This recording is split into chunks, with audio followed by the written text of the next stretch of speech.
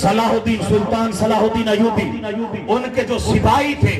ان کے لشکر میں جو لڑنے والے تھے، اپنی جانیں قربان کرنے والے تھے، وہ حضور غوث و ثقلین سیدنا شیخ عبد القادر جیلانی رضی اللہ تعالیٰ عنہ کے تربیت یافتہ فقراء تھے۔ ان کے تربیت یافتہ فقراء تھے۔ حضور غوث الاعظم نے صرف مجرد صوفی نہیں بنائے تھے، صرف عالم نہیں بنائے تھے، عالم ربانی بنائے تھے۔ حضور غوث الاعظم نے علم، عمل،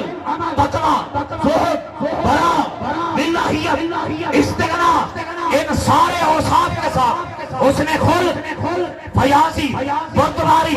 ان سارے اوصاف کے ساتھ اپنے فقراء کو، اپنے طلباء کو ہدیت، بہادری، جرأت، غیرت، شجاعت، دین محمد مصطفیٰ کے لیے مرن مٹنے کا جذبہ